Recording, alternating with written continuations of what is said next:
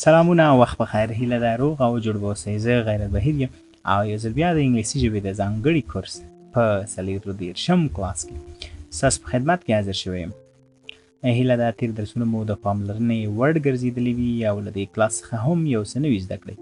له هغو ملګرو ځانګړې مننه چې په سوشل میډیا کې زموږ د چینل د ویډیوګانو لینکونه نشروي تر څو هغه ملګرو ته کوم چې د اقتصادي ستونزو له امله او یا هم د ښار څخه د لرېوالي په خاطر نشي کولی چې د انګلیسي ژبې په کورسونو کې ګډون وکړي، نو د هغوی لپاره دا یو ښه فرصت کیدلی شي او تر څو دوی دغه انګلیسي ژبه له دې کلاسونو څخه زده کړي او خپله ستونزه حل کړي. نو ځانګړې مننه. راځو خپل کلاس ته.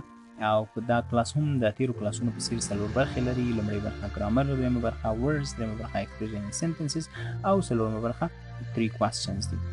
په تیرو کلاسونو کې موږ په پارټس آف سپیچ باندې یو څه کار کړی و. نن راځو د پارټس آف سپیچ پاتې برخې لولو او د نن ورځې درس موږ د پارټس آف سپیچ پنځمه برخه ده، اډورب یعنی قید. صحیح ده؟ نن لولو چې قید څه شی ده او کوم ځای کې کارېږي.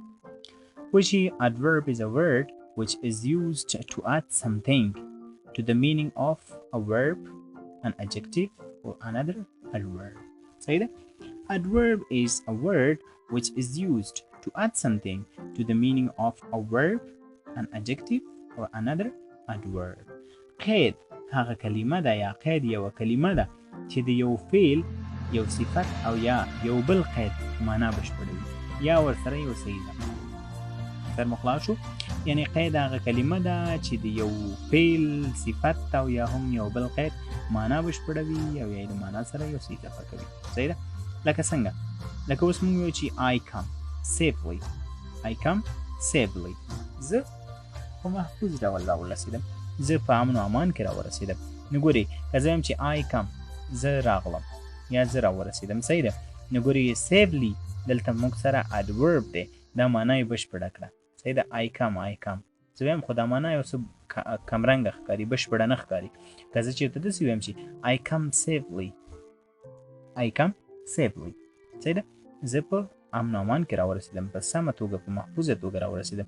نو سیفلی وګورئ زموږ د ورب معنا یې بشپړه کړه. ګوره موږ دلته وویل چې add something to the meaning of a verb. نو ګورئ لومړی ورب فعل ته کم موږ سره ورب دی، د دې معنا یې بشپړه کړه. ورپسې وایي چې she is very lazy. هغه ډېره تنبله ده. نو ګورئ دلته چې سره وکارېد، صفت سره وکارېد. لیزي خپله تنبل ته وایي، صفت دی. صحیح ده؟ نو very موږ سره قید دی. صحیح ده؟ نو ګورئ very د لیزي سره وکارېده، قید د صفت سره وکارېده او د دې معنا یې بشپړه کړه یا معنا ته یو څه نور مور اضافه کړه. که موږ وایو چې she is lazy هغه تنبله ده، او که چېرته وایو چې هغه ډېره تنبله ده، نو وایو چې she is very lazy هغه ډېره تنبله ده. نو ګورئ قید دلته د اجکټیو معنا ته یو څه ور اضافه کړل، د اجکټیو معنا یې بشپړه کړه. ښه دی د اجکټیو سره شو. ورپسې وروستي مثال ته راځو چې he speaks quite correctly. صحیح ده؟ هغه په بشپړ ډول خاموشه خبرې کوي. صحیح ده؟ he speaks quite correctly. هغه په بشپړ ډول خاموش خبرې کوي. نو ګورئ دلته correctly په سمه توګه، quite correctly په بشپړ ډول. نو ګورئ دلته quite او correctly دواړه adverbs دي، دواړه موږ سره قیدونه دي، یو د بل معنا بشپړه کړه. صحیح ده؟ ښه، نو موږ وویل چې قید یوه کلمه ده چې د یو فعل، صفت او یا هم بل قید معنا بشپړوي. دا و د قید یا adverb درس.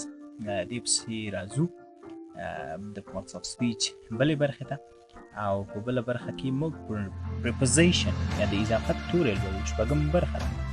Preposition is a word which is used to show the relationship between two persons, places, or things.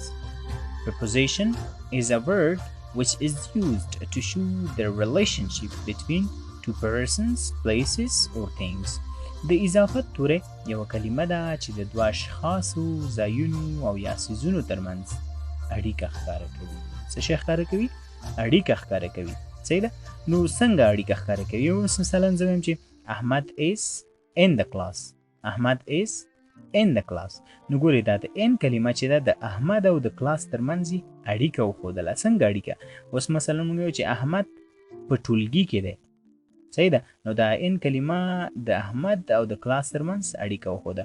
یا ته وایې چې مثلا the computer is on the table. The computer is on the table. کمپیوټر د میز د پاسه دی. نو ګورئ دا on کلمه چې ده د میز سره د کمپیوټر اړیکه وښودله. صحیح ده؟ نو موږ وویلې چې پرپوزیشن یا د اضافت توری چې دی د دوه اشخاصو، ځایونو او یا څیزونو ترمنځ اړیکه ښکاري کوي. صحیح ده؟ دا مو د پرپوزیشن برخه وه. دا هم پای ته ورسېده. ورپسې برخه کې موږ راځو کنجنکشن لولو، نښلوونکی توری لولو، د ارتباط توری لولو. دا یومه برخه ده د parts of speech. which conjunction is a word which is used to join two words, clauses or sentences. Conjunction is a word which is used to join two words, clauses or sentences. د ارتباط توری هغه کلمه ده چې دوه کلمې، فقرې او یا جملې سره څنګه کوي؟ یو ځای کوي، وصلوي. لکه څنګه چې د نوم نه ښکاري د ارتباط توری او یا هم نښلوونکی توری. نو څه کوي؟ دوه کلمې یا کلازونه، قضیې او یا هم جملې سره نښلوي. څنګه جملې؟ لکه ګوري اگزامپل ته راشئ وایي چې احمد and سلیم. احمد and سلیم. نو ګورئ دا دوه کلمې سره ونښلولې. احمد او سلیم دوه کلمې دي که نه؟ دوه ناونز دي. صحیح ده؟ دواړه سره ونښلول. are brothers. احمد او سلیم ورونه دي. but صحیح ده؟ but they do not study well. but they do not study well. نو ګورئ but د جملې هم ونښلولې. لومړۍ جمله دا وه چې احمد and سلیم are brothers. احمد او سلیم ورونه دي. صحیح ده؟ او بله برخه یې دا ده، بله جمله they do not study well. they do not study well. دا هم یو سمپل سنټنس دی او دا هم یو سمپل سنټنس دی. کنجکشن څه وکړل؟ کنجکشن دواړه سره ونښلول. دا جمله یې د دې سره ونښلول. نو موږ وویل چې کنجکشن هغه کلمه ده چې دوه کلمې یا فقرې او یا هم جملې سره نښلوي. صحیح ده؟ نو دا د کنجکشن برخه وه. دا هم پای ته ورسېده. په دې سره د ګرامر برخه هم دلته پای ته رسېږي. دویمې برخې ته راځو، words یا کلمو ته. او په دې برخه کې هغه 5 لغاتونه چې په ورځنیو خبرو اترو کې ډېر کارېږي لولو. لومړی هم راځو پروننسیشن ته، بیا به یې ژباړې ته راشو. impolite, impolite, imprison, imprison, international, international, idea, idea, intelligent, intelligent. impolite معنا بې ادبه، بې تربیې. imprison زندانی. international نړیوال یا بین المللي. idea نظر یا مفکوره. intelligent لایق. intelligent معنا لایق یا لایق. ښه، دې کلمو برخه هم دلته پای ته رسیږي. درېیمې برخې ته راځو، expressions and sentences اصطلاحات او جملې. او په دې برخه کې هغه ورځني اصطلاحات او جملې چې په ورځنیو خبرو اترو کې ډېر د کارونې وړ وي هغه لولو. لومړی هم راځو پروننسیشن ته، ورپسې بیا ژباړې ته راځو. وایي چې hope to see you again soon. hope to see you again soon. چکن کې وایي did you get my point? did you get my point? I'll try my level best. I'll try my level best. Excuse me. Excuse me. I'm feeling tired today. I'm feeling tired today. It's none of your business. It's none of your business. I hope to see you again soon. ډېر ژر دی د بیا لیدو په هیله. یو څوک تا نه رخصت اخلي نو ته ورته وایې چې hope to see you again soon. ډېر ژر دی د لیدو په هیله. Did you get my point? Did you get my point? آیا زما په خبره پوه شوې؟ Did you get my point? آیا زما په خبره پوه شوې؟ نمبر 3 کې وایي چې I will try my level best. I will try my level best. زه خپل پوره کوشش کوم. Excuse me. بخښنه غواړم. I'm feeling tired today.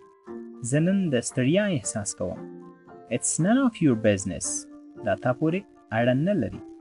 It's none of your business معنا دا تا پورې اړه نه لري. ښه، دویم سلاید ته راځو د کلمو اصطلاحاتو. Come quickly. Come quickly. What's going on? What's going on? Put on the shoes. Put on the shoes. Put on your shirt. Put on your shirt. Put on your vest. Put on your vest. Put the garbage in the dustbin. Put the garbage in the dustbin. Come quickly. ژر راشه. What's going on? څه روان دي؟ Put on the shoes. بوټان واغونده.